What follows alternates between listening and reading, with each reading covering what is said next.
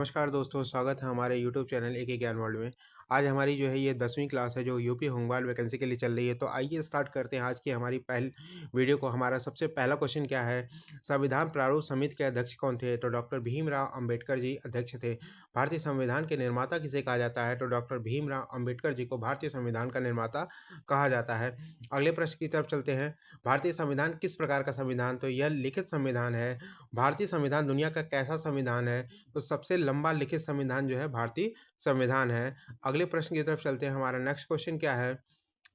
भारतीय संविधान में कुल कितने भाग हैं? तो भारतीय संविधान में कुल 25 भाग हैं। मूल रूप से संविधान में कितनी धाराएं थीं? तो मूल रूप से संविधान में 395 धाराएं थीं। अगले प्रश्न की तरफ चलते हैं। हमारा नेक्स्ट क्वेश्चन क्या है? प्रस्तावना की शुरुआत किन शब्दों से होती है? हम भारत के लोग। भारत को प्रस्तावना में कैसा राष्ट्र कहा गया है? संपूर्ण संप्रभुता संपन्न समाजवादी धर्म पंथ निरपेक्ष लोकतांत्रिक गणराज्य कहा गया है। अगले प्रश्न में चलते हैं। समाजवादी शब्द कब जोड़ा गया? 42वें संविधान संशोधन 1976 में जोड़ा गया। पंथ निरपेक्ष शब्द कब जोड़ा गया? तो 42वें संविधान संशोधन 1976 ईस्वी में जोड़ा गया। अगले प्रश्न की तरफ चलते हैं। मौलिक अधिकार किस भाग में है? तो भाग 3 में मौलिक अधिकार हैं। वर्तमान में मौलिक अधिकार कितने हैं? तो वर्तमान में कुल मौलिक अधिकारों की संख्या 6 है। अगले प्रश्न की तरफ चलते हैं। हमारा नेक्स्ट क्वेश्चन क्या है? समानता का अधिकार किन अनुच्छेद में दिया गया है? तो 14 से लेकर 18 तक समानता का अधिकार की बात की गई है। स्वतंत्रता का अधिकार किस अनुच्छेद में है? तो अनुच्छेद 19 से लेकर 22 तक जो है स्वतंत्रता का अधिकार के विषय में बताया गया है।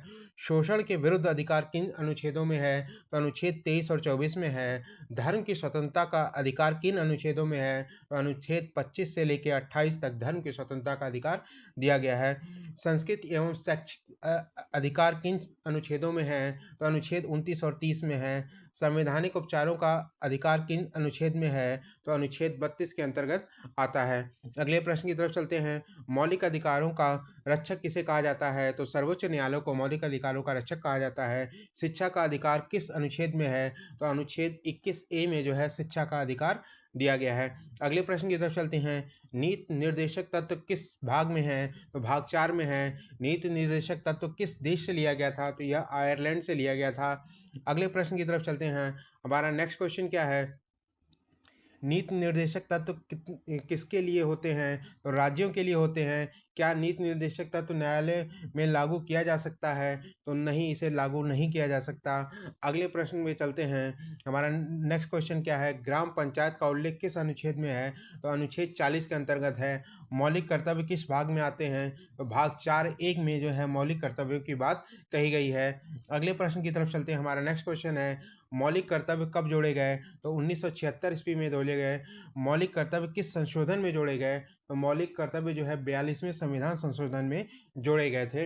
अगले प्रश्न की तरफ चलते हैं। हमारा नेक्स्ट क्वेश्चन क्या है? मौलिक कर्तव्यों की संख्या कितनी है? तो कुल 11 कर्तव्य हैं। पर्यावरण संरक्षण किस कर्तव्य में आता है? तो यह मौलिक कर्तव्य के अंतर्गत आता है। अगले प्रश्न की तरफ चलते हैं। हमारा नेक्स्ट क्वेश्चन क्या है? भारत का संवैधानिक प्रमुख कौन होता है? तो भारत का संवैधानिक प्रमुख राष्ट्रपति होता है। राष्ट्रपति का कार्यकाल कितने वर्षों का होता है? तो यह कुल 5 वर्षों का होता है। अगले प्रश्न की तरफ चलते हैं। नेक्स्ट क्वेश्चन क्या है हमारा? राष्ट्रपति का चुनाव कौन करता है? तो निर्वाचन मंडल के द्वारा किया जाता है। राष्ट्रपति को शपथ जो है वो कौन दिलाता है? तो मुख्य न्यायाधीश के द्वारा राष्ट्रपति को शपथ दिलाई जाती है। अगले प्रश्न की तरफ चलते हैं। हमारा नेक्स्ट क्वेश्चन क्या है? राष्ट्रपति की आपातकालीन शक्तियां किस भाग में दी गई हैं? तो भाग 18 में दी गई हैं।